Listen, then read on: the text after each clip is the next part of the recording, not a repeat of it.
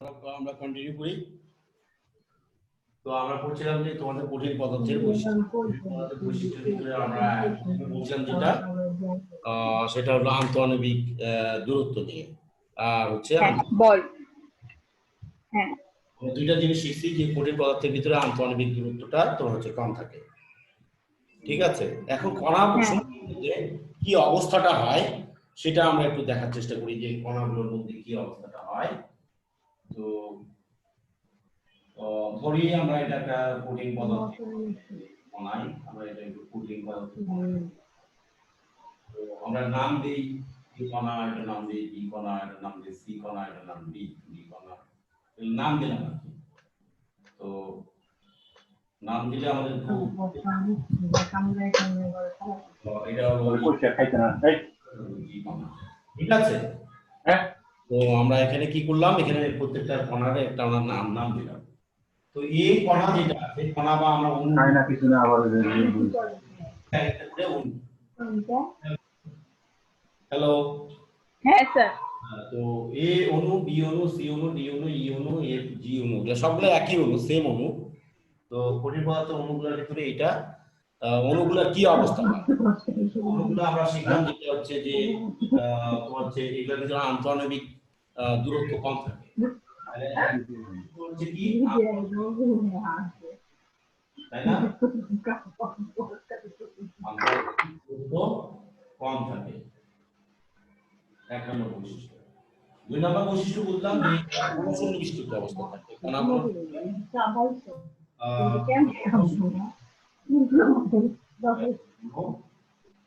সন্নিবিষ্ট অবস্থায় থাকে, কম্প্যাক্ট অবস্থা। কম্প্যাক্ট মানে কি, একদম কাজ করলে মানে এখন এদের কম্পনের অবস্থা কি হয়, অণুগুলো কি অণুগুলো নিজেরা যদিও ঘন সন্নিবিষ্ট অবস্থায় থাকে, বা এরা নিজেরা এরা নিজেরা কাঁপে, মানে এরা কি হয়, এটা কম্পনে তৈরি হয়। এখানে একটা কম্পন, এখানে কি হয়, একটা কম্পন তৈরি হয়। হ্যাঁ স্যার, শুনছো, কম্পন বলতে স্যার এখানে কি বুঝাইতেছে? কাঁপে মানে জাস্ট কাঁপে, ভাইব্রেশন হয়। মানে এখানে হলো ভাইব্রেশন হয়, ভাইব্রেশন ইংলিশটা হচ্ছে সঠিক টার্ম, ভাইব্রেশন হয় মানে কাঁপে, মানে জিনিসটা এরকম করে কাঁপে। কাঁপা তো কাঁপতে থাকে, তো অনবরত কাঁপতে থাকবে, এটা কিন্তু কন্টিনিউয়াসলি কাঁপতে থাকে, কোনো সময় কাঁপা বন্ধ হয়ে যায়, কিন্তু না। এগুলাকে কঠিন পদার্থের ক্ষেত্রেও আর কি অণুগুলা, হ্যাঁ, এই অণুগুলা কাঁপতে থাকে, অনবরত কাঁপে সে। আচ্ছা স্যার, এই কঠিন পদার্থের মধ্যে তো বরফও পড়ে, বরফের ভিতরে কি অণু আছে তাহলে? হ্যাঁ, অবশ্যই অণু আছে প্রত্যেকটা পদার্থের তাহলে ভিতরে। সেই অণু, তাহলে কি সেই অণুগুলো কি এভাবে ভাইব্রেশন? হ্যাঁ, অবশ্যই ভাইব্রেশন হয়, কিন্তু সেটা আমরা বুঝি না কেন?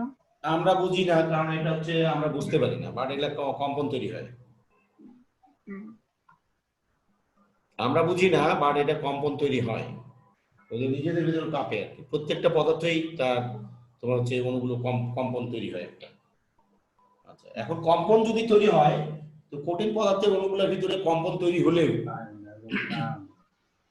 এই কঠিন পদার্থের অণুগুলোর ভিতরে কম্পন তৈরি হলেও কম্পনের বিভিন্ন ভাগ আছে।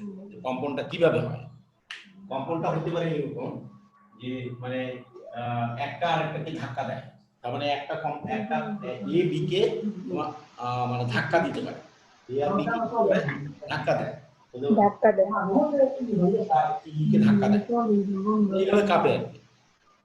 তো হালকা মানে কম্পনটা মানে জোরে হয় না, কম্পনটা হচ্ছে খুব হালকা, আমরা বুঝতে পারি। দ্বিতীয় নাম্বার কথা যেটা আমরা একটু দেখি যে কঠিন পদার্থের ভিতরে আন্তঃআণবিক দূরত্ব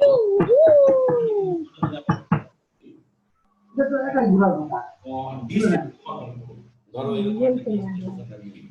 নিয়ে আমরা যদি এটা হলো যে বি অণু, এ অণু এবং বি অণু আমরা একটু বড় করে আট করলাম, জাস্ট জিনিসটা বড় করে আট করলে আমাদের কি হবে, এ অণু এবং বি অণু দ্বারা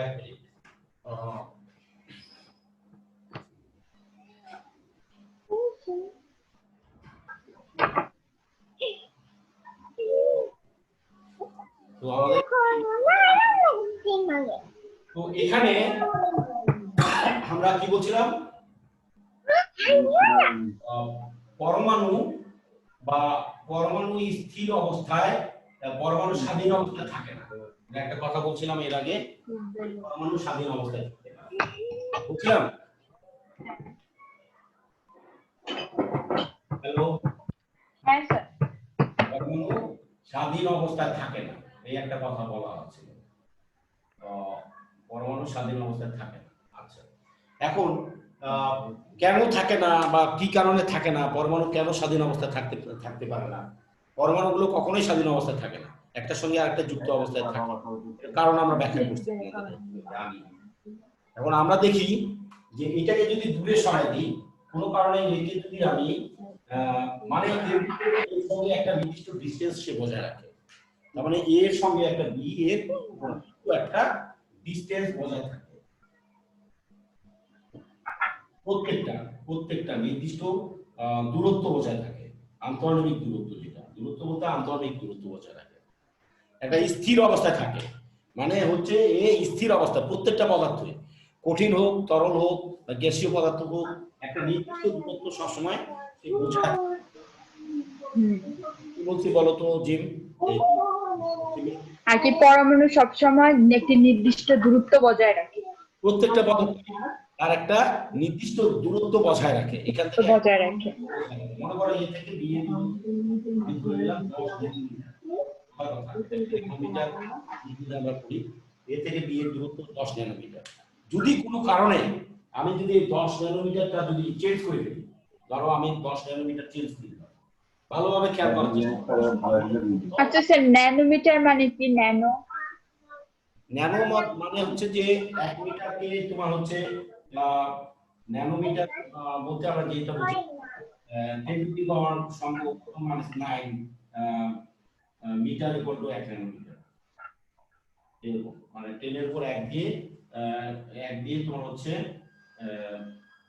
9টা শূন্য, 1 2 3 4 5 6 7 8 9 এরকম এরকম কিছু, খুব কম দূর। পিকোমিটারও আছে, ন্যানোমিটারও আছে, পিকোমিটারও আছে, পিকো ন্যানো এরকম মিটার আছে। তো যাই হোক, তো আমরা যে কথাটা বলছিলাম এখানে, তো এখান থেকে এটা দূরত্ব 10 ন্যানোমিটার ছিল। যদি কোনো কারণে ডিসটেন্সটা যদি আমরা বাড়াই দিই, 10 ন্যানোমিটার না যদি করে আমরা যদি একটু বাড়াই দিই, এখানে যদি দূরত্বটা বেড়ে যায়, তাহলে এখানে যদি 20 ন্যানোমিটার যদি দূরত্ব হয়, তাহলে এদের ভিতরে আকর্ষণ কমবে না বাড়বে? আকর্ষণ তাহলে বেড়ে যাবে। আকর্ষণ বাড়বে না কমবে? কমবে, কারণ এটা দূরে যাইতেছে। দূরে যাইতেছে, তার মানে এদের আকর্ষণটা কমে যাবে। তো যত দূরে যাবে তত আকর্ষণ কমতে থাকবে। এটা 20 ন্যানোমিটার না হলে যদি তোমার মনে করো এটা আরো যদি বেড়ে যায়, 20 ন্যানোমিটার থেকে যদি তোমার এখানে আরো যদি বড় 30 ন্যানোমিটার হয়ে যায়, 30 ন্যানোমিটার, তার মানে এদের ভিতরে আকর্ষণ বলটা যত দূরে চলে যাবে অণুগুলো, তার ভিতরে আকর্ষণ বলটা আমাদের কত কমতে থাকবে, মানে এদের ভিতরে আকর্ষণ বলটা আমাদের কমে যাবে। আর আরেকটা ব্যাপার আছে, আবার খেয়াল করো, আবার যদি এটা খুব কাছাকাছি হয়ে যায়, একেবারে খুব কাছাকাছি হয়ে যায়, তাও কিন্তু প্রবলেম আছে, তাও কিন্তু একটা প্রবলেম দেখা যায়। তখন আবার হ্যাঁ, আকর্ষণ তো তখন তো হবে না। হ্যাঁ, তখন তার আকর্ষণ হবে না। তখন কি করবে? তখন তাকে বিকর্ষণ করবে। তখন হচ্ছে একটা আরেকটাকে তখন আবার বিকর্ষণ করা শুরু করবে, তার মানে এ বি কে আবার বিকর্ষণ করা শুরু করবে। তার মানে আমাদের বুঝতে পারছি যে যত খুব বেশি কাছেও যদি আসলে একটা স্থিতিশীল অবস্থায় সে থাকতে চায়, তার মানে একটা নির্দিষ্ট দূরত্বে সে থাকতে চায়। পরমাণুগুলো কি করতে চায়? পরমাণু বা অণুগুলো দূরত্বে থাকতে চায়, সে থাকতে চায়, তার মানে এর সঙ্গে একটা নির্দিষ্ট, ঠিক আছে, সবসময় কি একটা নির্দিষ্ট দূরত্ব বজায় রাখে। তো সব পদার্থের কিন্তু দূরত্ব কি সমান?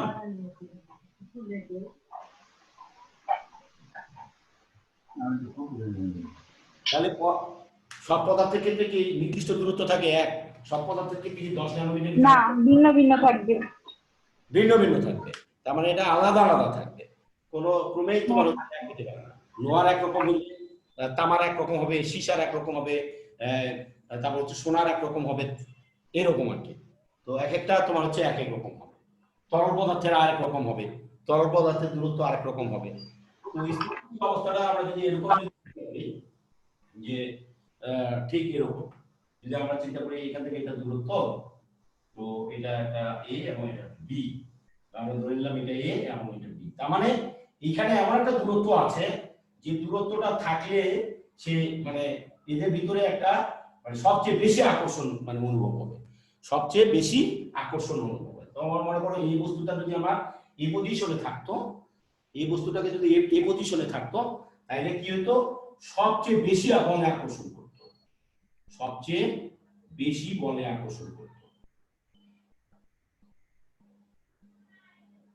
তো সবচেয়ে বেশি বলে আকর্ষণ করতো, তাহলে এটা আমার যদি সেই পজিশন যে বলে যে পজিশনে কঠিন পদার্থের মধ্যে সবচেয়ে বেশি বলে আকর্ষণ করবে, সেটা যদি এর থেকে দূরত্ব কমাই দিই বিকর্ষণ শুরু হবে, আর যদি এর থেকে দূরত্ব বাড়াই দিই তাহলে আকর্ষণ বলটা কমে যাবে।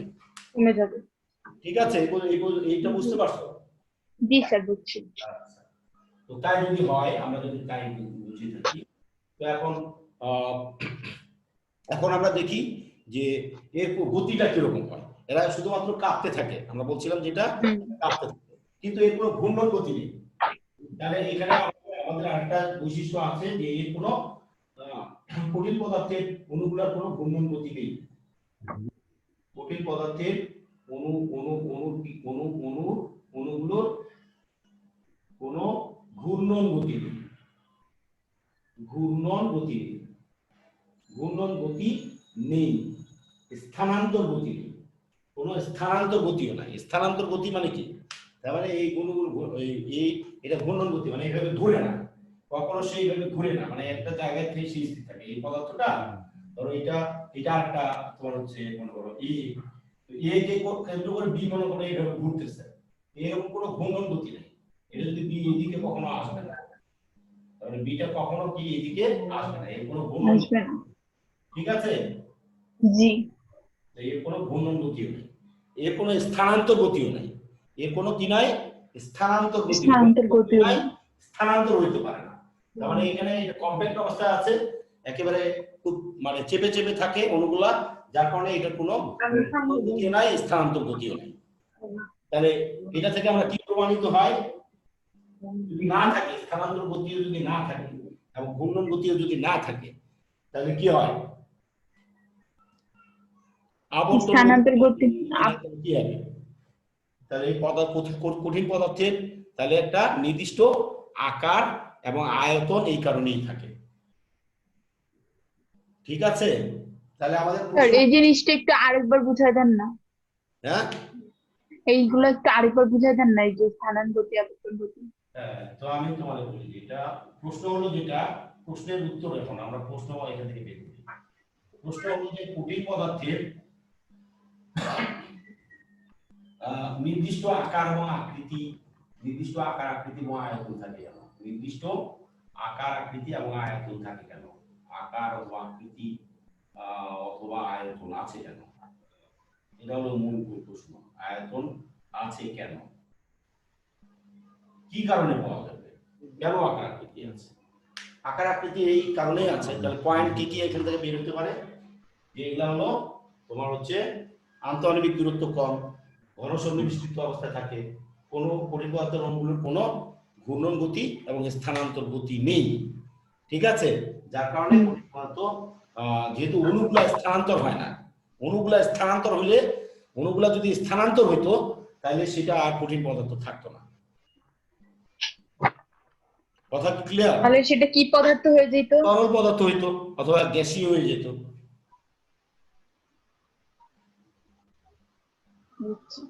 তাহলে এখানে কঠিন পদার্থের নির্দিষ্ট আকার আকৃতি বা আয়তন আছে কেন, তার মানে মেইন কথা হচ্ছে যে এটা তোমার হচ্ছে তরল পদার্থ, এই অণুগুলার কোনো স্থানান্তর হয় না, যে কারণে আমরা এই জিনিসটা আমরা করি। কিন্তু স্থানান্তর হয় না, আমরা স্থানান্তর ইচ্ছা করলে করতে পারি।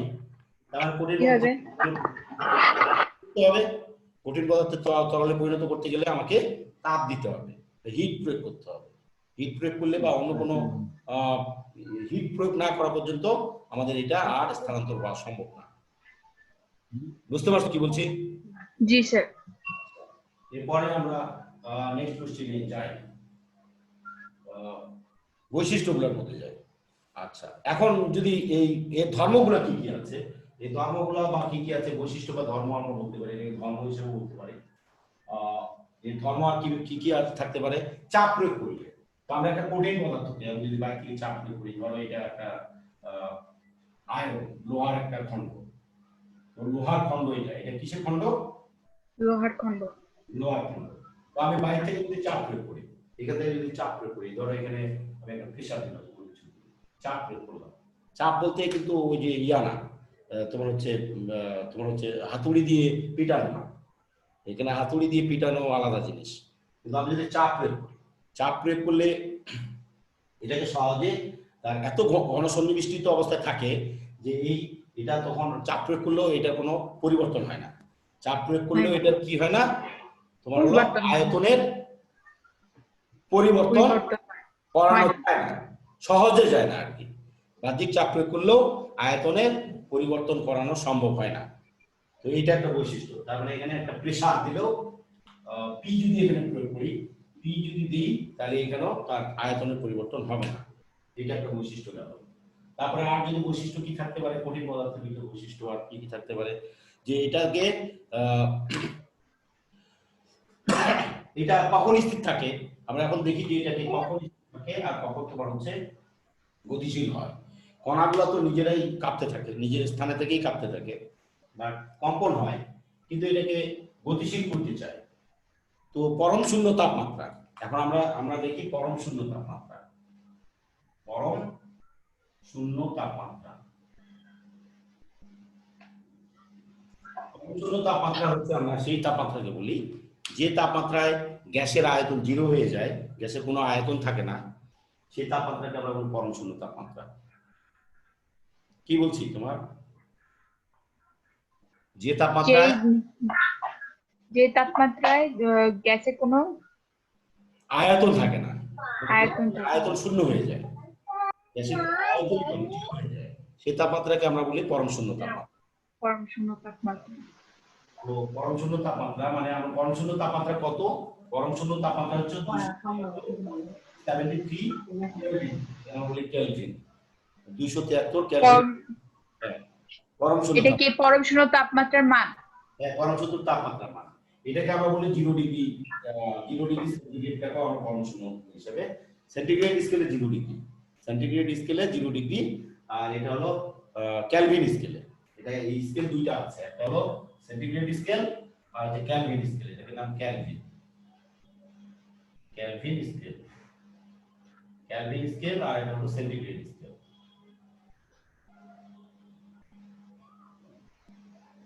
ফারেনহাইট স্কেল যদি হয় তাহলে এটা হবে 32 ডিগ্রি ফারেনহাইট। ফারেনহাইট স্কেলে শুরু হয় 32 থেকে, ফারেনহাইট স্কেলে শুরু হয় 32 থেকে, ঠিক আছে। আর সেন্টিগ্রেড স্কেলে শুরু হয় তোমার হচ্ছে 0 ডিগ্রি, আর হচ্ছে কেলভিন স্কেলে হলো 273 থেকে তোমার হলো শুরু হয়, এরকম বিষয়টা। তো পরম শূন্য তাপমাত্রা, পরম শূন্য তাপমাত্রায় তোমার হচ্ছে এগুলা কোনো মানে চলাচল করে না। পরম শূন্য তাপমাত্রায় একমাত্র মানে স্থিতিশীল অবস্থায় থাকে। পরম শূন্য তাপমাত্রা থেকে যদি একটু কোনো কারণে তাপমাত্রা বেড়ে যায়, তাপমাত্রা বাড়াতে থাকে, তার মানে আমরা বলি যে পরম শূন্য তাপমাত্রা থেকে তাপমাত্রা বাড়াইতে থাকলে, পরম শূন্য তাপমাত্রা থেকে তাপমাত্রা বাড়ায়, তাপমাত্রা বৃদ্ধি করলে, তাপমাত্রা বৃদ্ধি করলে কি হয়, এইখানে পরিবর্তন চলে আসে। তার মানে এই কণাগুলোর ভিতরে পরিবর্তন চলে আসে, কি পরিবর্তন হয়, তাপমাত্রা বাড়াইতে থাকলে কণাগুলোর পরিবর্তন হয়। কি কি পরিবর্তন হয় সেটা একটু খেয়াল করে দেখি যে কি কি পরিবর্তন হয়। বৃদ্ধি করলে যে পরিবর্তন হয়, যে পরিবর্তনটা ঘটে, কি কি পরিবর্তন ঘটে খেয়াল করি। কণাগুলো কি হবে, হিট পাইলে কি হয়, তো আমরা জানি যে গলে যাবে যদি কঠিন পদার্থ হয়। হ্যাঁ, যদি কঠিন পদার্থ হয় তাহলে যদি হিট করি তাহলে গলে যাবে। হ্যাঁ, গলে যাবে। সেটা গলবে কেন, এটার কারণই তো ব্যাখ্যা করার জন্য আগে প্রথমে কি ঘটবে, আমরা তাপমাত্রা ধীরে ধীরে বাড়াতে থাকলাম। প্রথমে যেটা হবে, প্রথমে হলো যে এই যে অণুটার হলো কম্পনটা বেড়ে যাবে। প্রথমে অণুটার কি হবে, কম্পনটা বাড়বে, কম্পন বেড়ে যাবে, এক নম্বর ঘটনা ঘটবে। ঠিক আছে, অণুর কম্পন বেড়ে যাবে। 2 নাম্বার কি ঘটনা ঘটবে, আরো যদি তাপ বাড়াতে থাকি, ধীরে ধীরে তাপের পরিমাণটা যদি আরো বাড়াতে থাকি, আরো বেশি পরিমাণে কাঁপা শুরু হবে। আর ধীরে ধীরে কি হবে, আন্তঃআণবিক দূরত্বটা বাড়তে থাকবে, আন্তঃআণবিক দূরত্ব বাড়তে থাকবে। বুঝতে পারছো কি বলছি? আন্তঃআণবিক দূরত্ব বাড়তে থাকবে। আচ্ছা তাহলে স্যার এটা কি এমন হবে যেরকম এখানে সব অণুগুলো একসাথে হয়ে আছে, পরে হলো এগুলো আস্তে আস্তে আস্তে আস্তে আস্তে আলাদা হইতে থাকবে বা দূরে যেতে থাকবে? পরে আস্তে আস্তে অণুগুলো আলাদা হতে থাকবে এবং এক পর্যায়ে তোমার হচ্ছে অণুগুলোর ভিতরে কোনো আকর্ষণ বলই থাকবে না। মানে আকর্ষণ বলটা থাকবে কিন্তু কম পরিমাণে থাকবে, তখন তরলে পরিণত হবে। ঠিক আছে, যখন হিট প্রয়োগ করব, তখন তরল যখন হবে, তখন আরো হিট প্রয়োগ করব, তখন তোমার ওখানে ওটা আর আকর্ষণ শক্তিই থাকবে না, তখন গ্যাসে পরিণত হয়ে যাবে। তো যাই হোক, ওই ঘটনায় আমরা আসতেছি কিভাবে ঘটনাটা ঘটে। তো 2 নম্বর ঘটনা, আণবিক দূরত্ব বাড়তে থাকবে। আর 3 নম্বর ঘটনা কি এখানে ঘটে? 3 নম্বর ঘটনা হচ্ছে আন্তঃআণবিক দূরত্ব যখন বাড়তে থাকবে, তখন কি এদের ভিতরে আকর্ষণ বল কমতে থাকবে, তাই না? কি হবে? হ্যাঁ, আকর্ষণ বল কমতে থাকবে। ঠিক আছে, আকর্ষণ শক্তি কমতে থাকবে। তারপরে একটা ঘটনা ঘটবে। তো আরেকটা, আচ্ছা স্যার, আন্তঃআণবিক দূরত্ব যদি বাড়তে থাকে তাহলে আকর্ষণ বল কিভাবে কমতে থাকবে? যদি ধরেন একটা বস্তু প্রায় কাছাকাছি আছে, একটু মাঝখানে হালকা ডিস্টেন্স, তাহলে কি আকর্ষণ বল কম থাকবে না বেশি থাকবে? তা আকর্ষণ বল তো কম থাকবে না। আর যখন দূরে যাইতে থাকবে তখন সেটা বাড়তে থাকবে না? কেন বাড়তে থাকবে? আকর্ষণ বল বাড়তে থাকবে কিভাবে?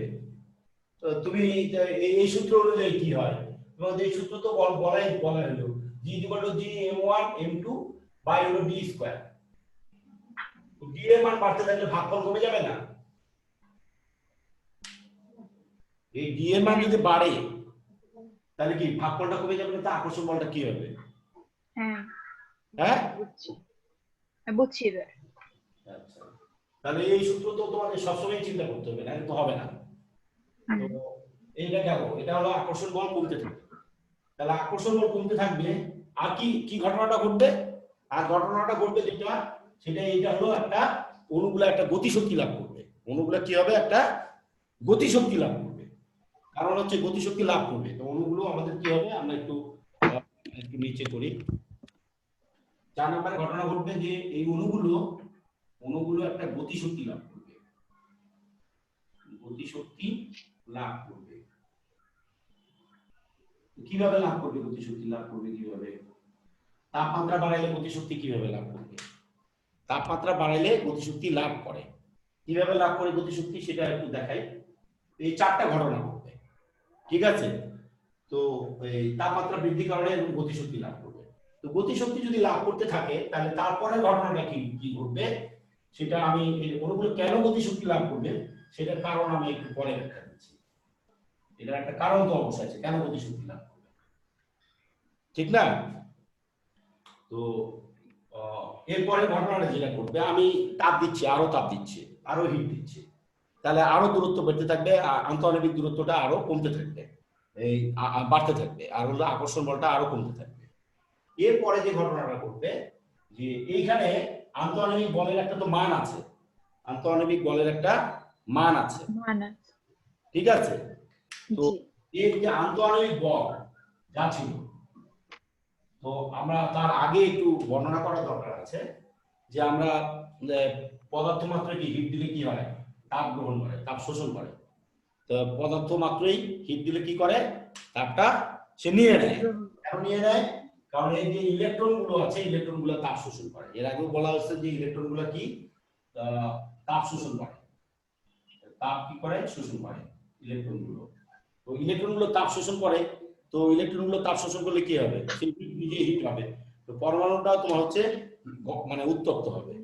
এই কারণে পরমাণু উত্তপ্ত হলে অণুগুলা আমাদের কি করবে, ছুটাছুটি শুরু করবে। অণুগুলা তোমার হচ্ছে ছুটতে থাকবে, অণুগুলা তোমার একটা অণু থেকে আরেকটা অণু তোমার দূরত্বে চলে যাবে। মনে করো ডি অণু এটা ছিল, ডি অণু আর সি অণুর ভিতরে এদিকে চলে যাওয়া শুরু করবে। এই ই অণুটা এদিকে চলে যাবে, আর এখানে তোমার হচ্ছে এখানে তোমার হচ্ছে সি অণুটা তোমার এদিকে মুভ করা শুরু করবে, ঠিক আছে? তো এরকম মুভ করবে। যখনই মুভ করা শুরু হবে তাহলে একটা গতিশক্তি প্রাপ্ত হবে। মুভ করলে কি হবে? এটা গতিশক্তি প্রাপ্ত হবে না? হ্যাঁ, গতিশক্তি প্রাপ্ত। এই গতিশক্তিটা যদি এই আন্তঃআণবিক যে শক্তিটা ছিল তার চেয়ে যদি তোমার হচ্ছে কোনো কারণে বেশি হয়ে যায় বা সমান হয়, আমরা হতে পারে দুই ধরনের ঘটনা ঘটতে পারে। আন্তঃআণবিক শক্তি, বড় আন্তঃআণবিক শক্তি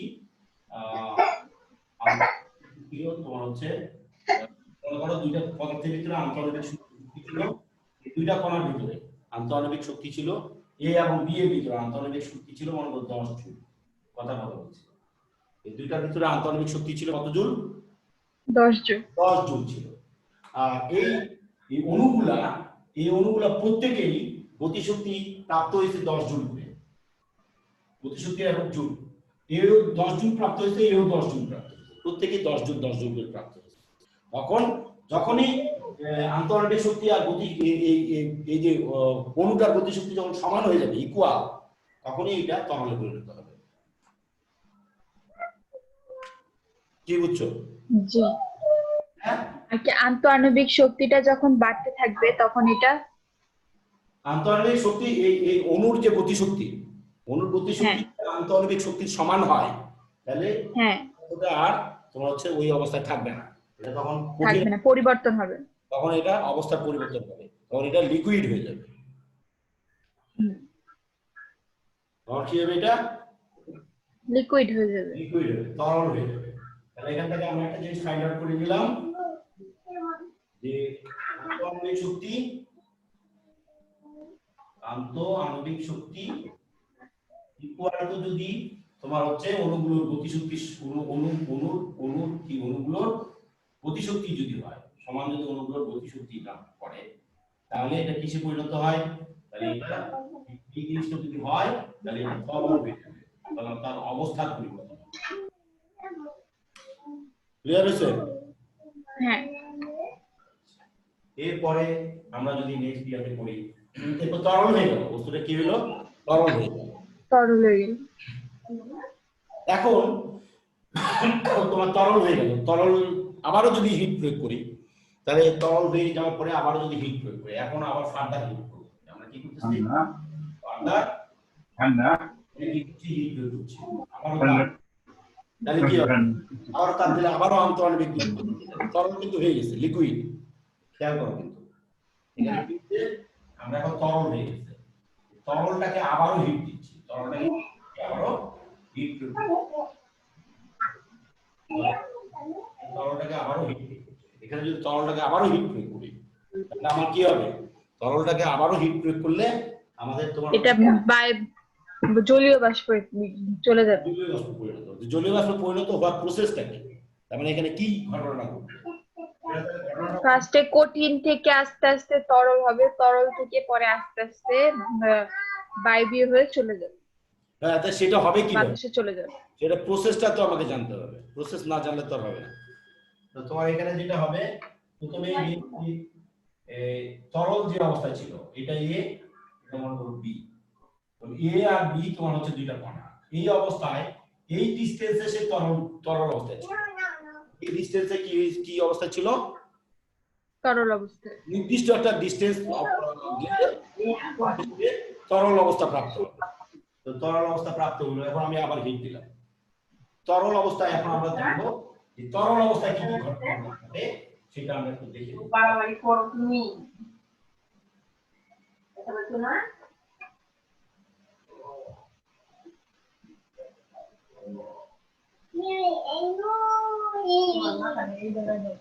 তো তরল অবস্থার তরল পদার্থের বৈশিষ্ট্য তাহলে কি হবে? তরল পদার্থ,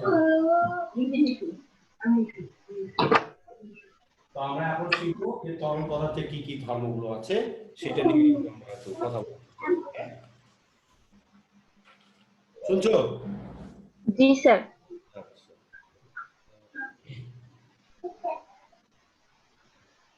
তো আন্তঃআণবিক শক্তিটা কেমন হবে? এটা যদি আমরা বলি আন্তঃআণবিক শক্তি কেমন হবে? বলো। এটার ক্ষেত্রে আন্তঃআণবিক শক্তিটা কেমন হবে? এটার ক্ষেত্রে আন্তঃআণবিক শক্তিটা কেমন হবে? তরলের ক্ষেত্রে কঠিনের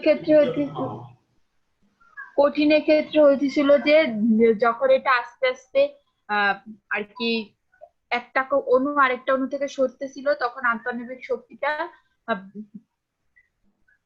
বাড়তেছিল। আন্তঃআণবিক শক্তি বাড়তেছিল না কমতেছিল? দূরে চলে গেলে আন্তঃআণবিক শক্তি কমবে না? হ্যাঁ, কমে যেতেছিল। আর এই তরল পদার্থের ক্ষেত্রে তো এগুলো একবারেই ভ্যানিশ হয়ে যেতেছে আর কি, এটা একবারে পানিতে পরিণত হইতেছে। এটা পানিতে পরিণত হচ্ছে, তাহলে এটা কি হবে? আন্তঃআণবিক শক্তি কঠিনের চেয়ে কম হবে না বেশি হবে? আমার প্রশ্ন হলো কঠিনের চেয়ে কম হবে না বেশি হবে? কম হবে। হ্যাঁ, কঠিন পদার্থের চেয়ে কম হবে। আন্তঃআণবিক শক্তিটা কি হবে? কঠিন পদার্থের চেয়ে কম হবে।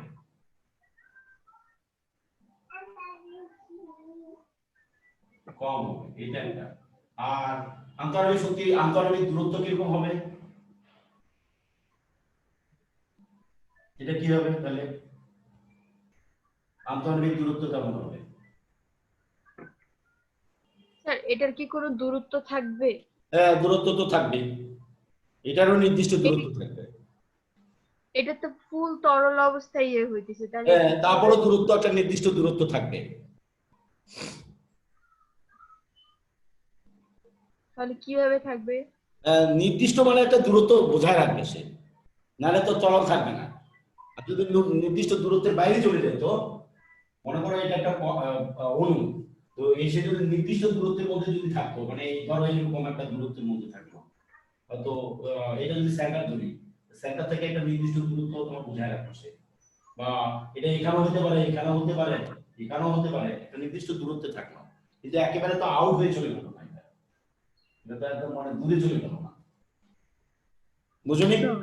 হ্যাঁ, হ্যাঁ হ্যাঁ, দূরত্ব তো একটা থাকবেই, কতটুকু থাকবে সেটা বড় বিষয় না, বাট হচ্ছে যে একটা সে একেবারে মুভ করে চলে যাবে না, গ্যাসীয় পদার্থের মধ্যে মুভ করার সম্ভাবনা নাই, ঠিক আছে? এটা নির্দিষ্ট দূরত্ব সে বজায় রাখবে। আন্তঃআণবিক দূরত্বটা কেমন হবে? কঠিন পদার্থের সাথে তুলনা করলে কেমন হবে? কঠিন পদার্থের সঙ্গে তুলনা করলে কেমন হবে? কঠিন পদার্থের সাথে তুলনা করে দূরত্বটা একটু কম থাকবে। হ্যাঁ, তা আন্তঃআণবিক দূরত্ব কম হবে।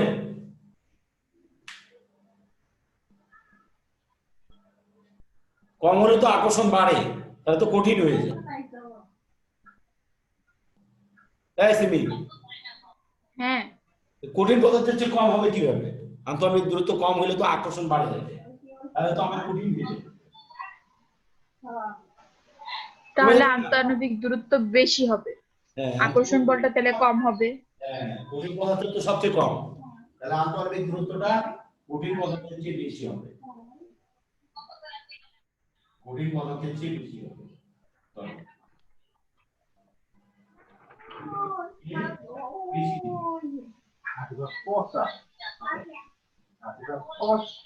আচ্ছা, কণাসমূহ কি অবস্থায় থাকে? এই তরল পদার্থের ভিতরে কণাসমূহ কি অবস্থায় থাকে? আমরা একটু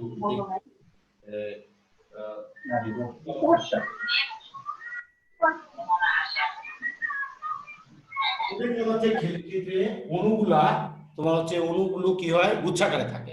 তার মানে এখানে অণুগুলো এখানে এখানে আরেকটা পয়েন্ট, 3 নম্বর পয়েন্ট যদি আমরা দিই,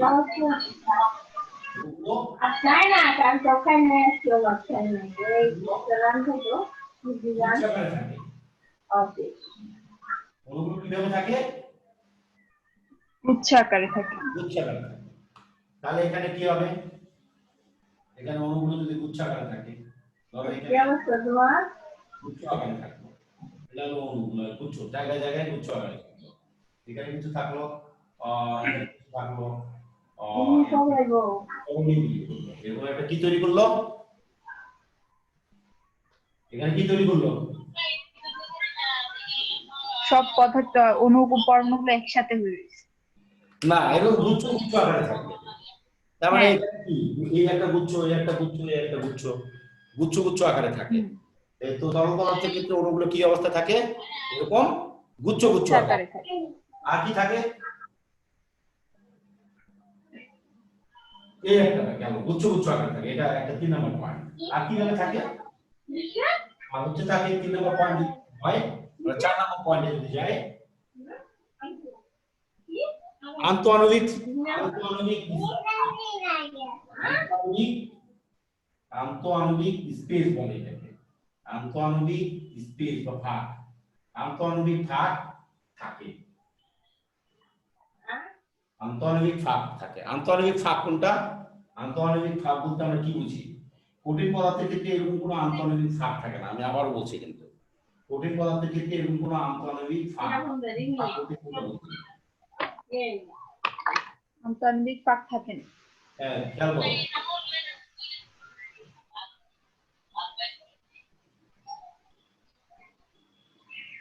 হ্যালো, হ্যাঁ স্যার। হ্যাঁ, আন্তঃআণবিক ফাঁক বলতে এখানে কোনো স্পেস থাকে না। এটা কঠিন পদার্থ, এটা কঠিন পদার্থ, কঠিন পদার্থের ক্ষেত্রে কোনো আন্তঃআণবিক ফাঁক থাকে না। আন্তঃআণবিক ফাঁক বলতে কোনটা বুঝবো, মানে অণুগুলোর ভিতরে কোনো স্পেস থাকে কিনা। আর তরল পদার্থের তাহলে স্যার কঠিন পদার্থের ক্ষেত্রে কি হবে? আন্তঃআণবিক ফাঁক থাকে না, আন্তঃআণবিক ফাঁক থাকে না। আর তরল পদার্থের ক্ষেত্রে আন্তঃআণবিক ফাঁক থাকে না। আর তরল পদার্থের ক্ষেত্রে থাকে না, থাকে না। আর তরল পদার্থের ক্ষেত্রে এরকম ফাঁক থাকে, এই যে এরকম ধরো এই জায়গাটা একটা স্পেস আছে না, স্পেস ফাঁকা জায়গা দেখা যায়। হ্যাঁ হ্যাঁ, হ্যাঁ দেখা যায়। এই যে এই জায়গাগুলো তোমার হচ্ছে আমি কালার করে দিচ্ছি, মানে এই জায়গাটা একটা স্পেস, এই জায়গাটা একটা স্পেস, ঠিক আছে? এই স্পেসটা থাকে, মানে তরল পদার্থের মধ্যে থাকে। এই যে স্পেস দেখা যাচ্ছে, এটা কি হচ্ছে? আন্তঃআণবিক ফাঁক থাকে। হ্যাঁ, তাহলে এখানে কি হয়? তরল আন্তঃআণবিক ফাঁক থাকে,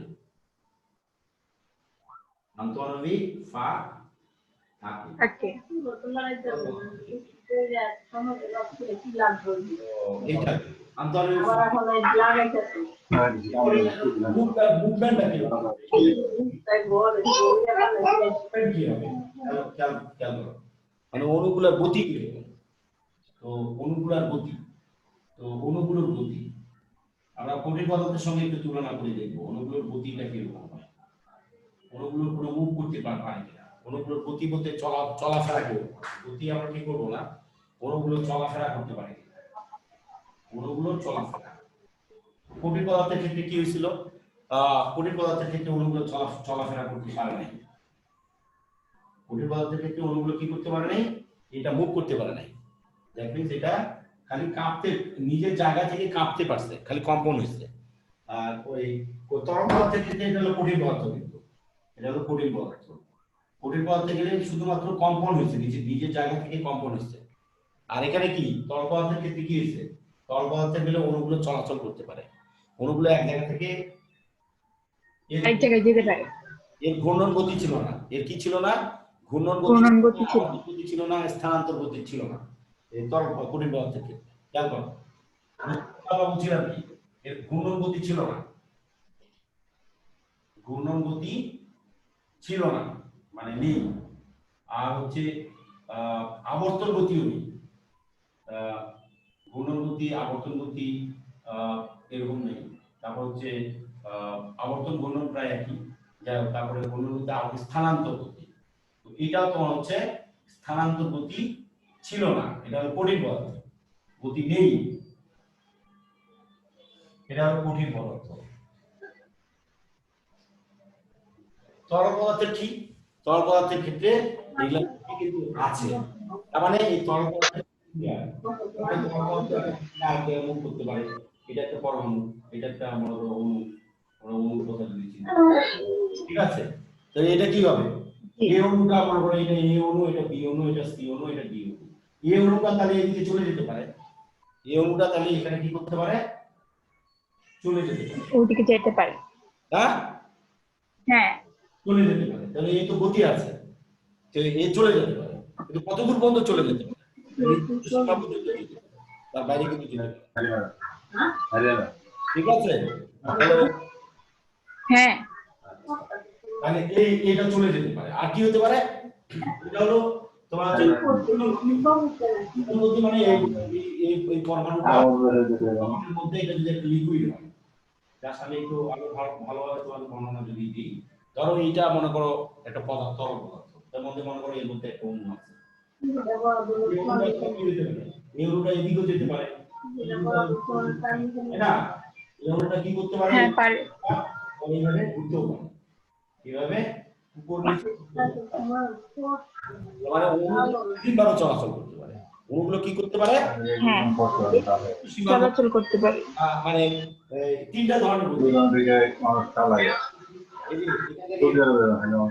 এই একটা পরমাণু, এটা গেল তোমার এই জায়গায়, এই অণুটা গেল এই জায়গায়, এই অণুটা স্থানান্তর হতে হবে। আর এই অণুটাই আবার মনে করো এদিকে যাচ্ছে, এদিকে যাচ্ছে, এদিকে যাচ্ছে, এই অণুটা এদিকে যাচ্ছে, তাহলে চারিদিকে তো ঘুরতেছে, তাই না? হ্যাঁ তো ঘূর্ণন গতি। হ্যাঁ আর এই অণুটা তোমার কি হতে পারে? এই অণুটা তোমার এই জায়গায় ছিল, ধরো এই অণুটা এই জায়গায় ছিল, এই অণুটা উপর দিকেও যেতে পারে, এই উপর দিকেও যেতে পারে, আবার কি যেতে পারে, আবার মনে করো নিচের দিকেও আসতে পারে। এই অণুটা এই জায়গায় ছিল, এই অণুটা নিচের দিকেও আসতে পারে, ঠিক আছে? তার মানে এরা হ্যাঁ বিচরণ করতে পারে কোন দিকে? ঘুরতেও পারে, এরা সাইডেও পাশেও যেতে পারে, এরা নিচের দিকেও যেতে পারে, এরা উপরের দিকেও যেতে পারে, মানে সব জায়গায় এরা এরকম বিচরণ করে বেড়াতে পারে, হ্যাঁ পারে। ঠিক আছে? এটা হলো তার হ্যাঁ তরল পদার্থের তোমার হলো একটা বৈশিষ্ট্য। এগুলা না জানলে তোমার হচ্ছে এই চ্যাপ্টারের মানে এই জিনিসগুলো বোঝার অর্থ হচ্ছে যে তুমি শতকরা 80% তুমি মোটামুটি ক্যাপচার দিলা, মানে 80% তোমার কাভার হয়ে যাবে যদি এই জিনিসগুলো সঠিকভাবে যদি বুঝতে পারো। বইয়ে তোমার হচ্ছে যেভাবে দেওয়া আছে, বইয়ে তো এইভাবে তোমাকে কেউ মানে এইভাবে তো আসলে কেউ বোঝায় না, বা এইভাবে বইয়ে তো ওইভাবে পরিষ্কার বা পরিচ্ছন্ন ভাবে কোনো কিছু লেখা নাই। তো যাই হোক, অণুগুলো চলাফেরা আমরা একটু বললাম, এরপরে আমরা অন্য একটু লাইনে যাই। এখন চাপ প্রয়োগ করলে, তো এখানে যদি তরল পদার্থে যদি আমরা চাপ প্রয়োগ করি, তো এটা একটা তরল পদার্থ, এর ভিতরে একটা তরল পদার্থ আছে, তো বাইরে থেকে যদি আমরা একটু চাপ প্রয়োগ করি, আমরা একটা চাপ প্রয়োগ করলাম, হ্যাঁ জি স্যার। আমার কথা কি শুনছো? হ্যাঁ বলেন। কি বলছি বলো তো? লাস্টেরটা শুনিনি দেখে তো বললাম বলেন। তোমার হচ্ছে যে এটা তোমার একটা তরল পদার্থ, এর ভিতরে একটা তরল আছে, পানি, ধরো এটা একটা পানি, হ্যাঁ পানির মধ্যে যদি আয়তন দেওয়া আছে 10 লিটার, মনে করো এটার আয়তন দেওয়া আছে 10 লিটার, ঠিক আছে? হ্যাঁ তো এটা যদি আমি চাপ প্রয়োগ করি, এদিক থেকে একটা প্রেসার দিই, চাপ প্রয়োগ করি, তো চাপের একক কি? চাপের একক হলো প্যাসকেল, তাই না? মনে করো আমি 10 প্যাসকেল চাপ চাপ প্রয়োগ করলাম, তাহলে এটা আয়তনের পরিবর্তন হবে।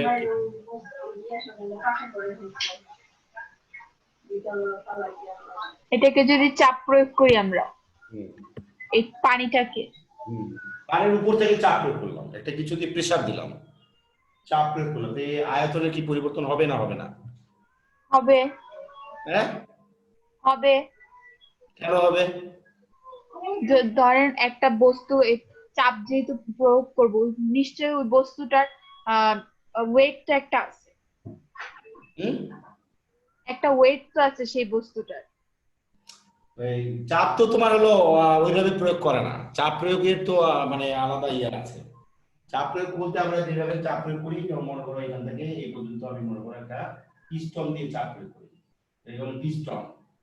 পিস্টন মানে একটা কিছু এরকম মনে করো একটা কিছু ধরো একটা লোহা মনে করো রাউন্ড শেপ, তো আমি এখান থেকে মনে করো এটা দিয়ে চাপ প্রয়োগ করলাম, প্রেসার দিলাম, তাহলে এটাকে আয়তনের পরিবর্তন হবে? আয়তনে আর কি পানির যে পরিমাণটা সেটার পরিবর্তন হবে না, কিন্তু ধরেন পানিটা উপর থেকে নিচে এসে পড়বে, একটু উপর উঠবে। সেটা ঠিক আছে, আমি বলছি চাপ প্রয়োগ করলে তোমার হচ্ছে এই 10 লিটার কি কম হবে না বেশি হবে? সেটা 10 লিটার কি না সেম থাকবে। 10 লিটার কি 9 লিটার হবে? না না সেম থাকবে, কারণ পানিটা তো আমার পড়ে যাইতেছে না, পানিটা তো এই পাত্রের ভিতরে এতটুকুই আছে।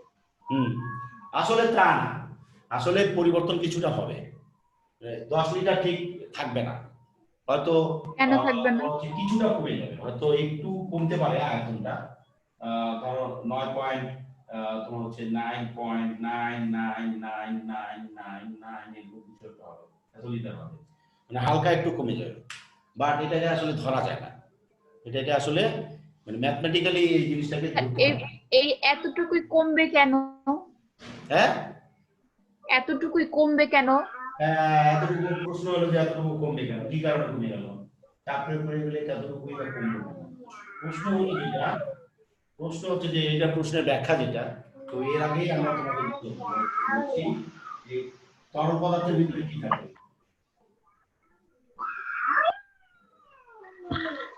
তরল পদার্থের ভিতরে কি যে আন্তঃআণবিক ফাঁক থাকে না, হ্যাঁ থাকে।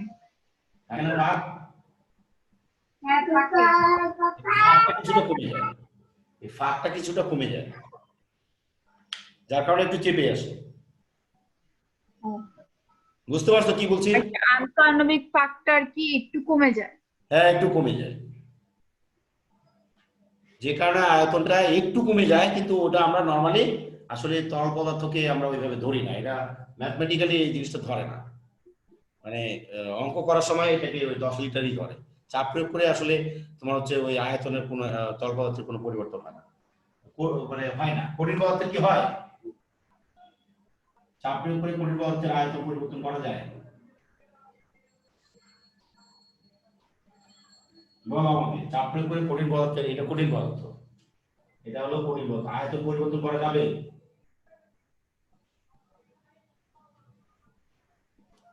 চাপ প্রয়োগে করা যাবে কিনা এটা বলো। কঠিন পদার্থকে চাপ প্রয়োগ করলে তো এটার আয়তনের কোনো পরিবর্তন হবে না। কেন হবে না?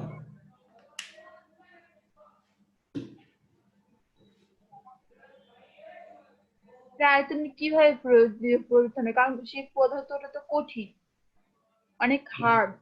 হ্যাঁ, তা হবে না কেন সেটারই তো ব্যাখ্যা চাইছি, ওটা তো তোমার অ্যান্সার লিখলে তো হবে না, এই তো আন্তঃআণবিক ফাঁকই নাই, এর তো আন্তঃআণবিক ফাঁক নাই, এ কি কিভাবে জায়গা ইয়ে করবো, প্রেসার দিলে সংকোচন হইতে হবে, তো তো সংকোচনের জায়গায় নেই, এই আন্তঃআণবিক ফাঁক না থাকলে কেমনে হবে,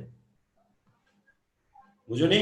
আর কি যদি কোনো বস্তুর আন্তঃআণবিক ফাঁক থাকে তাহলে তাকে যদি আমরা চাপ প্রয়োগ করি তাহলে তার আয়তনের পরিবর্তন হবে, কারণ হ্যাঁ, সেটা হলো তখন চেঞ্জ যাবে। হ্যাঁ, ভিতরটা যেমন কোনো গ্যাস, change- গ্যাসের ভিতরে অনেক আন্তঃআণবিক ফাঁক আছে, বিশাল বিশাল ফাঁক আছে, সেই জন্য তো গ্যাসকে তোমার হচ্ছে যে আমাদের যে বাসা বাড়িতে যে গ্যাস ব্যবহার করি সিলিন্ডার, সিলিন্ডারের মধ্যে ভরা যায় কিভাবে, কেন, এই আন্তঃআণবিক ফাঁক অনেক বেশি আছে, বিধায় ওগুলোকে সবগুলো নিয়ে এসে একটা সিলিন্ডারের ভিতরে আমরা ঢোকাইতে পারি।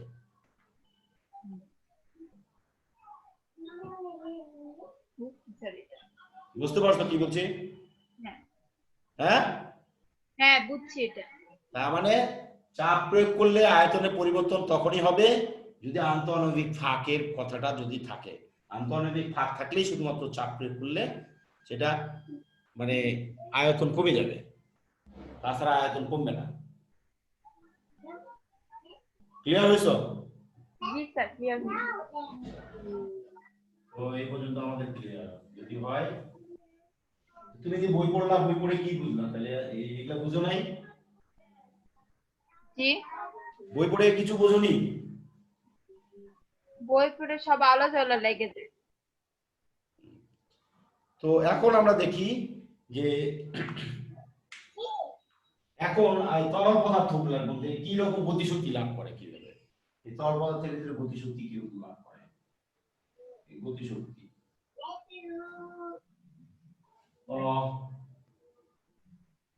তরল পদার্থের গতিশক্তি, কার গতিশক্তি, তরল পদার্থের গতিশক্তি না, তো তরল পদার্থের অণুগুলোর গতিশক্তি, তরল পদার্থের অণুগুলোর গতিশক্তি, এই অণুগুলোর গতিশক্তি। এখন বলো অণুগুলোর গতিশক্তি কিরকম হবে? তরল পদার্থের অণুগুলোর গতিশক্তি কেমন হবে? তো এখানে আমি যদি মনে করো একটা তরল যদি এখানে দিই, এটা একটা লিকুইড আছে পানি, তো পানির মধ্যে তোমার যে অণুগুলো তো আছে, এরকম কিছু কিছু অণু আছে তাই না, এই অণুগুলো আছে মনে করো, আর এর তো আন্তঃআণবিক ফাঁক আছে, এর মধ্যে আমি যদি হিট প্রয়োগ করি, এখানে যদি ধরো এটা হিট প্রয়োগ করলাম আমি, মোমবাতি আগে যদি বুঝাই দিই, তো এটা আমাদের হিট প্রয়োগ করলাম, এটা হিট প্রয়োগ করলাম। হিট প্রয়োগ করলে কি হবে এখানে? এখানে অণুগুলো গলতে থাকবে, হ্যাঁ, গলতে থাকবে এটা কি বলতে থাকবে? পদার্থ। তরল পদার্থ আবার গলে নাকি? না, পদার্থগুলো যে পদার্থটা আপনি রাখছেন সেটা একটা ধরে বরফই হোক, বললাম বরফই। না, আমি বরফের কথা তো বলি না, আমি তরল পদার্থের মধ্যে হিটের কথা বলছি। কি হবে? এই গোল গলিয়াগুলো কি তরল পদার্থ? এই তো তরল পদার্থ, তরল পদার্থের অণু এগুলা। তরল পদার্থের অণু, তাহলে অণুগুলা ঘুরতে থাকবে। হ্যাঁ, অণুগুলা তো যে কোনো দিকে, এই পাত্রের মধ্যে যে কোনো দিকে যেতে পারবে। তাহলে কি হবে? আমি আরো হিট, এখানে হিট প্রয়োগ করলাম, কি হবে? অণুগুলা ঘুরতে থাকবে, তারপর যে হিটটা আমি আবর্তিত হতে দিলাম, থাকবে। দাঁড়াও একটা কথা বলো, এই যে হিটটা দিলাম, এই হিটটা কে নিবে? হিটটা গ্রহণ করবে কে? কেউ তো নিতে হবে তাকে হিট। অণুগুলো গ্রহণ করবে। কে গ্রহণ করবে? যে হিটটা দিলাম, এই হিটটা কে নেবে? তরল পদার্থের কে নেবে? অণুগুলা নিবে। অণুগুলো নেবে। তাহলে এই হিটটা প্রয়োগ করলাম, অণুগুলো কি হবে? অণুগুলো তোমার হচ্ছে উত্তপ্ত হবে। অণুগুলো উত্তপ্ত হবে। অণুগুলো উত্তপ্ত হলে কি হবে? এই অণুগুলো উত্তপ্ত হলে লাভ কি? অণুগুলো উত্তপ্ত হলে এটা কি হবে? আরো গতিশক্তি প্রাপ্ত হবে। মানে হলো এরা হলো গতিশক্তি প্রাপ্ত হবে। গতিশক্তি প্রাপ্ত হওয়া মানে কি?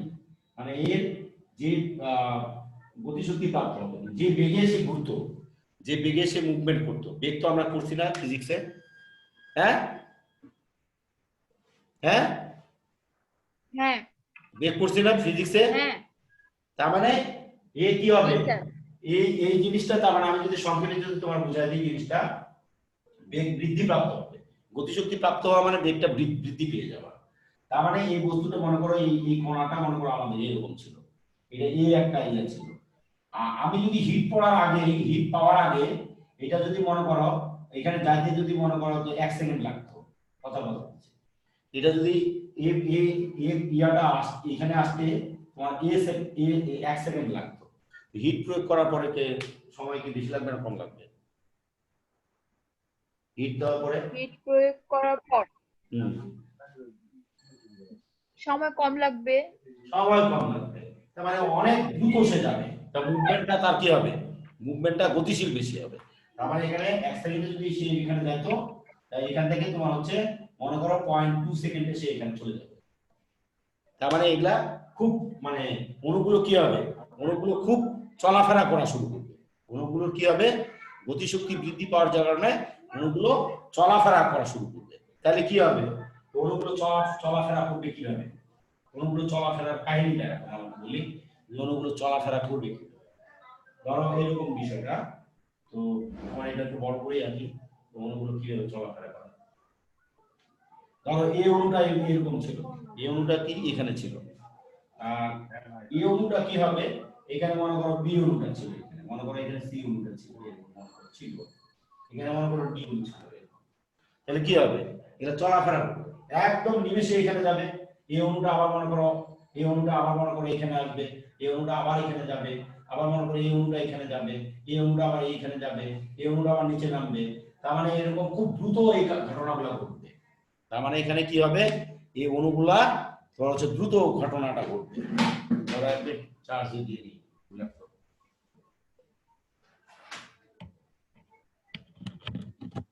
এটা সামারিটা আমাকে আমাকে একটু বুঝিয়ে বলো যে আসলে কাহিনী কি সিমি। জি স্যার। বলো কি কি এখানে হিট প্রয়োগ করলে কি হবে? এখানে যদি একটা কোনো একটা তরল পদার্থের উপরে যদি হিট প্রয়োগ করি তাহলে এগুলা ঘুরতেও থাকতে পারে, অণুগুলো দ্রুত উপরে ছোটাছুটি উঠতে করবে। থাকতে পারে, নিচেও নামতে পারে। হ্যাঁ, হ্যাঁ অণুগুলো বিভিন্ন দিকে ছোটাছুটি করা শুরু হবে, তাই না? কি হবে? অণুগুলো বিভিন্ন হ্যাঁ, দিকে অণুগুলো ছুটতে বিভিন্ন শুরু দিকে কি করবে? ছুটাছুটি করা শুরু করবে। ছুটতে শুরু হ্যাঁ, ছুটতে শুরু করবে।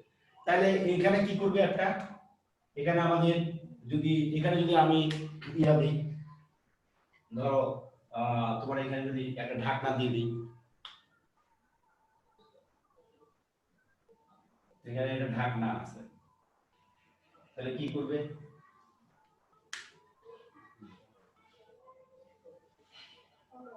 রান্না বান্না তো অবশ্যই করছো, তো করো নাই রান্না বান্না? হ্যালো, হ্যাঁ, হ্যাঁ এখানে যদি স্যার। ঢাকনা দিয়ে দিই তাহলে কি হবে? ঢাকনা দিয়ে দিলে একই কাহিনী ঘটবে, জাস্ট এগুলো হলো উপর উঠতে পারবে না, যতটুকু ঢাকনার ভিতরে আবর্তিত থাকবে। তাহলে এ কি করবে? এই অণুটা এইখানে উঠবে, উপরে উঠে এইটাকে ধাক্কা দেবে। এখানে একটা কি করবে? সে ধাক্কা দেবে। ধাক্কা দিবে না? হ্যাঁ। ধাক্কা দেবে। তাহলে এই যায় কি করবে? এখানেও ধাক্কা দিতে পারে, সি যায় এখানেও ধাক্কা দিতে পারে, এ যায় তোমার হচ্ছে এই বিটা যে তোমার হচ্ছে এখানেও ধাক্কা দিতে পারে, এখানে ধাক্কা দিতে পারে। তো ধাক্কা দিলে কি হবে? ধাক্কা দিলে হবে ঢাকনাটা কি হবে? এই ঢাকনাটা পড়ে যাবে। ঢাকনাটা পড়ে যাবে না? তাহলে ভাত রান্না করার হ্যাঁ। সময় ঢাকনা পড়ে যায় না? হ্যাঁ যায়। যায়। যায়। তো এই কারণে যায়। ঠিক আছে? আরো একটা ব্যাপার আছে, হুম। যদি আরো বেশি হিট দাও তখন কি হবে? আরো বেশি যদি হিট দাও তখন এই জায়গাটায় তোমার হচ্ছে একটা বাষ্পে পরিণত হবে। এটা যদি তরল হয়, তো এটা যদি তরল হয় তাহলে এখানে কিছু বাষ্প দেখা যাবে, বাষ্প বাষ্প হয়। যদি ঢাকনা দেওয়া থাকে। ঢাকনা দেওয়া থাকলে বাষ্প হবে না এখানে? কিভাবে হবে বাষ্প? তো বাষ্প তো হবে, এখানে বাষ্প হবে না? এই তরলটা বাষ্প হয়ে যাবে না? তরল তো কিছু বাষ্প হবে, এখানে তো যদি পুরাটাই যদি তরল থাকে তাহলে তো আলাদা ব্যাপার। পুরাটা যদি তরল না থাকে, এখানে যদি ফাঁকা জায়গা থাকে, এখানে যদি ফাঁকা জায়গা, কিছুটা ফাঁকা জায়গা আছে, তাহলে তুমি পানি রান্না করো, তাহলে এখানে বাষ্প হবে না? হ্যাঁ হবে। হ্যাঁ। হ্যাঁ, পানিটা আস্তে আস্তে আস্তে আস্তে শুকায় যায়। কেন? তুমি পানিটা আস্তে আস্তে শুকাবে না? পানি আস্তে আস্তে শুকানোর মানেটা কি? হ্যাঁ। তার মানে কিছু এই যে তোমার এইদিকে ফাঁকা ফাঁকা জায়গা আছে, এদিকে যে ঢাকনাটা তুমি প্রপার দিতে, তাহলে এটা তোমার হলো বাষ্পটা বের হইতো না। তো এখানে তোমার কি হবে? এই বাষ্পটা তোমার এদিক দিয়ে বেরিয়ে যাবে, কিছু বাষ্প কমে যাবে। ঠিক আছে না? তো যে কারণে যদি ফাঁকা থাকে, হ্যাঁ। আর ফাঁকা যদি না থাকে তাহলে বাষ্পটা বেরিয়ে যাবে না। এখানে কি হবে না? বাষ্পটা তোমার হলো বেরিয়ে যাবে না। তাহলে এখানে তরলটা কি হলো? বাষ্পে পরিণত হলো। তরলটা কি হলো? বাষ্পে বাষ্পে পরিণত হবে। এই বাষ্পটা যায় তোমার কি করবে? যখন বাষ্প হবে, বাষ্পগুলোর মধ্যে কি থাকে? বাষ্পগুলা তোমার হচ্ছে এই যে অণুগুলা যেটা থাকে, এই অণুগুলা তোমার হলো বিক্ষিপ্ত আকারে, মানে এর চেয়েও অনেক দ্রুত গতিতে, এই যে তরলের চেয়েও অনেক দ্রুত গতিতে তোমার হচ্ছে চলাফেরা করা শুরু করে এই জায়গাটায়। ঠিক আছে? হ্যাঁ। তরলের যে মুভমেন্ট, তরলের যে গতি, মানে অণুগুলোর যে গতি থাকে, তার চেয়ে অনেক অনেক গুণ বেশি গতিতে তোমার এই বাষ্পটা এই জায়গায় জমা হয়, এবং এখানে একটা চাপ তৈরি হয়, এখানে প্রেসার পাত্রের গায়ে একটা চাপ তৈরি হয়। তো কিছু বাষ্প যদি বাষ্প ধারণ ক্ষমতা যদি তোমার হলো কমে যায়, এখানে একটা নির্দিষ্ট বাষ্প ধারণ ক্ষমতাটা আমি একটু আবার বলি, তাহলে আবার একটু প্রবলেম আছে। তো আমাদের এটা যদি মনে করো একটা যদি মনে করি জায়গা হয়, এটা মনে করো একটা স্পেস। তো স্পেসের ভিতরে এখানে কি আছে? বাতাস আছে, তাই না? তো বাতাসটা কি? বাতাসের মধ্যে এরকম আছে, বাতাস মানে হচ্ছে গ্যাস। গ্যাসের অণুগুলো তো আমরা জানি যে গ্যাসের অণুগুলো কিসে থাকে? দূরে দূরে থাকে। গ্যাসের অণুগুলো কিসে কিসে থাকে? অনেক দূরে দূরে থাকে, নাকি? দূরে দূরে থাকে। হ্যাঁ, গ্যাসের অণুগুলো অনেক দূরে দূরে থাকে, জি। এবং হলো একটার সঙ্গে একটা কোনো আকর্ষণ থাকে না। গ্যাসের অণুর ক্ষেত্রে একটা জিনিস মনে রাখতে হবে, যে গ্যাসের অণুর ক্ষেত্রে একটার ক্ষেত্রে আরেকটার কোনো আকর্ষণ থাকে না, এর সঙ্গে আকর্ষণ বল নাই, জিরো। তাহলে গ্যাসের ক্ষেত্রে কি বলছি? একটা মূল কথা কিন্তু বলছি, গ্যাসের ক্ষেত্রে অণুগুলোর মধ্যে কোনো আকর্ষণ বল থাকে না। অণুগুলো এতটুকু জানো, এটা ব্যাখ্যা করার জন্য আমাকে এটা বুঝাইতে হচ্ছে, কিন্তু এটা পরে আসবো। অণুগুলোর মধ্যে কোনো আকর্ষণ বল থাকে না, কোনো আকর্ষণ বল থাকে না, আকর্ষণ বল থাকে না। এটা তোমার হচ্ছে গ্যাসের ক্ষেত্রে। আন্তঃআণবিক দূরত্ব কিরকম হবে? আন্তঃআণবিক দূরত্ব অনেক বেশি হবে। আন্তঃআণবিক দূরত্ব কি হবে? অনেক বেশি হবে। তাহলে এখানে আমরা লিখি আন্তঃআণবিক দূরত্ব অসীম। আন্তঃআণবিক দূরত্ব কি অনেক বেশি বলা যাবে না, অসীম। মানে আন্তঃআণবিক দূরত্ব তোমার হচ্ছে অসীম, শেষ নাই আন্তঃআণবিক দূরত্ব। সেই জন্য আমাদের কোনো গ্যাস ছেড়ে দিলে, তোমার এটা হলো কোনো গ্যাস ছেড়ে দিলে সেটা পুরো পৃথিবীতে মিশে যায়, বায়ুমণ্ডলে মিশে যায়, পুরো বায়ুমণ্ডলেই মিশে যাবে, কোনো অসীম পর্যন্ত চলে যাবে, মানে এর কোনো শেষ নেই। তো আন্তঃআণবিক দূরত্বটা তোমার হচ্ছে অসীম। তাহলে এখানে আমাদের কি ঘটনা যদি ঘটে, এখন যদি আমরা এখানে চাপ প্রয়োগ করি, যেটা বোঝানো চাপ না, এখানে যদি বাষ্প হইল, বাষ্পগুলো কি হবে? এখানে তো তোমার হচ্ছে এই জায়গাটা তোমার হচ্ছে বাষ্প হয়ে যায়, এখানে তরল আছে, এখানে কি আছে? তরল আছে। তরলগুলো তোমার তো বাষ্পে পরিণত হচ্ছে, এই জিনিসগুলো কি হচ্ছে? বাষ্পে পরিণত হচ্ছে। তরলটাই তো তোমার এরকম চলে আসতেছে, এই পানিটা তোমার হচ্ছে এখানে দিয়ে এখানে বাষ্প হয়ে যাচ্ছে, পানি থেকে তো বাষ্প হচ্ছে নাকি? হ্যাঁ, হ্যালো, জি, পানি থেকে কি হচ্ছে? হ্যাঁ, পানি থেকে বাষ্প হচ্ছে না? বাষ্প হইতেছে। হ্যাঁ, পানি থেকে বাষ্প হচ্ছে। জি, এই জায়গাগুলো, এটা তো তোমার হচ্ছে বাষ্প অণু। এটা কি হচ্ছে? এটা তো তোমার হলো মানে বাতাসের অণু। এটা কিসের অণু? এটা হচ্ছে বাতাসের অণু, বায়ুর অণু। তো এগুলা হলো বায়ু অণু। তো এখানে বাষ্প অণু তো এর সঙ্গে চলে যাবে, এটা মনে করো বাষ্প অণু। এই এই যে গোল গোল যেগুলা দিলাম, এই যে এগুলা হলো বাষ্প অণু। ধরো এখানে একটা বাষ্প অণু, এটা বাষ্প অণু, এটা হলো বাষ্প অণু, এটা হলো বাষ্প অণু। তো এখানে আমাদের এই জিনিসগুলো ওগুলা হচ্ছে আমাদের বাষ্প অণু। এইটা হলো আমাদের বাষ্প অণু। আমরা দেখি বাষ্প অণুগুলো আমরা একটু আর্ট করি। তো বাষ্প অণুগুলো আর্ট করলাম, এখানে বাষ্প অণু আসলো, এটা বাষ্প অণু। এটা মনে করো যে তোমার হচ্ছে এটা মনে করো এমনি গ্যাসের অণু, আর এটা হলো বাষ্প অণু, এটা বাষ্প অণু, এটা বাষ্প অণু। এইভাবে বাষ্প অণু এক সময় এইভাবে তোমার হচ্ছে বাষ্প অণু যদি জমা হইতে থাকে, বাষ্প অণু যদি জমা হইতেই থাকে, দেখো এখানে গ্যাসের অণু আর বাষ্প অণু কিন্তু পার্থক্য কিন্তু আছে। তো এই গোল গোল যেগুলো হলো এগুলো হলো গ্যাসের অণু, আর এগুলো হলো বাষ্প অণু, এগুলো বাষ্প অণু। এই সময় বাষ্প হইতে হইতে কি এক পর্যায়ে কি হবে? এই জায়গাটা কি ঠিক থাকবে? পুরা হয়ে যাবে না? বাষ্প হইতে হইতে একবার খালি হয়ে যাবে, স্পেস থাকবে আর জায়গা থাকবে, বাষ্প ধারণ ক্ষমতা থাকবে? হ্যাঁ না, এক সময় আর বাষ্প ধারণ ক্ষমতা থাকবে না। যখন এই বাষ্প ধারণ ক্ষমতা বাইরে হয়ে যাবে, তখন এই যে বাষ্প অণুগুলো একত্রিত হয়ে আবার কি হয়ে যাবে? এরকম পানি হয়ে আবার নিচে নামবে। যখনই ধারণ ক্ষমতা বেড়ে যাবে, তখন বাষ্প অণুগুলো আবার নিচে জমা হয়ে একত্রে পানি বৃষ্টি হয়। আমাদের এই যে বৃষ্টিটা হয় না, এই বৃষ্টিটা কিন্তু সেম এই প্রক্রিয়ায় কিন্তু হয়। আমরা যে বৃষ্টিটা যেটা হয় সেটা কিন্তু ঠিক এই প্রক্রিয়া। বাষ্প ধারণ ক্ষমতা যখন অতিরিক্ত হয়ে যায়, তখন আর ওইটা ধরে রাখতে পারে না, তখন নিচে বৃষ্টি হয়ে পড়ে যায়। তো আমরা কি কখনো ঢাকা খুলে কোনো ভাত রান্না করার সময় কোনো ঢাকনা খুলে দেখছি? হ্যাঁ দেখছি। কিছু পানি হয় না, মনে হচ্ছে ঢাকনা থেকে কিছু পানি পড়ে গেল। হ্যাঁ, তো এই কারণে তোমার হচ্ছে পানিটা তৈরি হয়।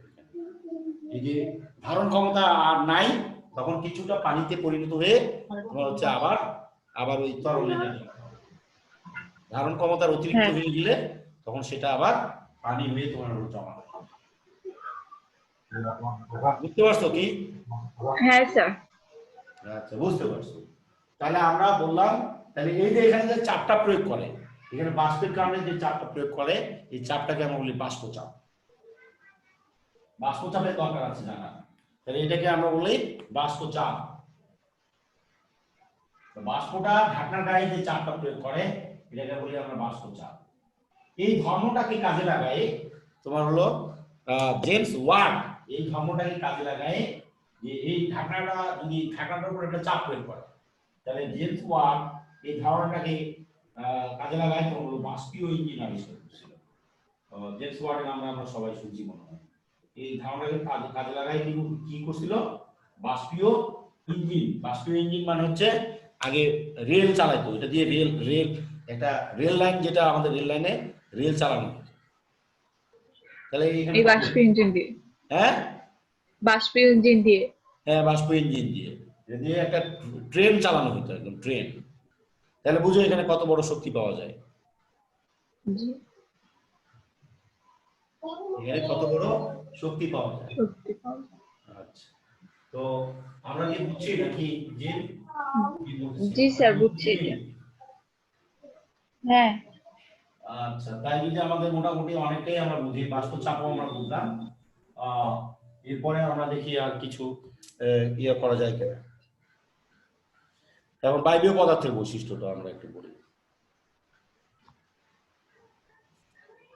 বায়বীয় পদার্থের বৈশিষ্ট্য যেটা আছে সেটা একটু দেখি।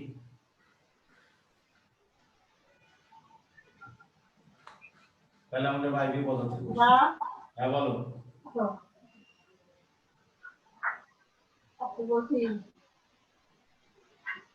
বায়বীয় পদার্থের বৈশিষ্ট্য আমরা আজকে না পড়ে অন্যদিন পড়ি। হ্যাঁ জিমি, হ্যাঁ স্যার। জিমি, হ্যাঁ স্যার। বায়বীয় পদার্থের বৈশিষ্ট্যটা আমরা আজকে না পড়ে আমরা অন্যদিন পড়ি নাকি? আচ্ছা স্যার। হ্যাঁ দেখো, তো যতটুকু পড়াইছে এতটুকু কি মাথায় কি ঢুকছে? হ্যাঁ স্যার, ঢুকছে। আপনি এগুলো একটু ইউটিউবে ছেড়ে দিন, আবার দেখে আবার ইয়ে করুন। এটা ইউটিউবে ছাড়া দরকার আসলে, হ্যাঁ ঠিক না? হ্যাঁ, কারণ হচ্ছে এত, অধ্যায়টা আর কি ফার্স্ট একটু কেমিস্ট্রি আমার কাছে অনেক জটিল লাগতেছে হ্যাঁ আর কি। ফার্স্ট তো তার জন্য অনেক জটিল লাগতেছে জিনিসগুলো। কেন জটিল লাগতেছে? একবার দেখলে আমি তো মনে করো নিজে তোমাকে যে, আমি তো তোমাকে ওই সাধারণ টিচারের মতো তোমার হচ্ছে বুঝাই নাই। আমার না, ধারণা যে, এবার আপনি হালকা পাতলা আমি ভালো মতো বুঝতেছি, কিন্তু আর একটু ভালো মতো বোঝার জন্য, তার জন্য। আচ্ছা ঠিক আছে, আমি যেটুকু বলি আর কি, সেটা হচ্ছে যে নর্মালি তোমার হচ্ছে মানে এইভাবে মনে হয় ব্যাখ্যা দিয়ে কেউ মনে হয় বোঝাবে না, মানে এত ইয়ে করে আর কি।